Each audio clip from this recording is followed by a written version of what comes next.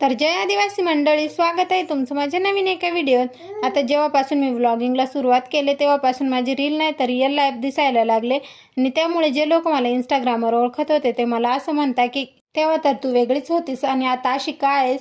असे खूप सारे प्रश्न मला माझ्या DM बॉक्समध्ये विचारले जातात, पण प्रत्येकालाच रिप्लाय करणं जमत नाही, म्हणून मी यूट्यूबला एक मोठा व्हिडिओ अपलोड करणार आहे। त्यात मी माझी सर्व माहिती देणार आहे। त्यासाठी जर कोणी मला सबस्क्राईब केलं नसेल तर लवकर जाऊन सबस्क्राईब करा, जेणेकरून तुम्हाला माझ्या नवीन व्हिडिओ बघायला मिळतील आणि माझी माहिती पण भेटेल। तर मी तुम्हाला माझ्या आजच्या दिवसाचं रुटीन शेअर करते।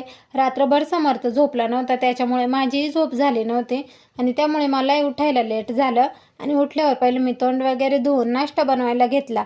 आज मी नाश्त्यात बनवणार होती वाटाण्याच्या डाळीचे डोसे।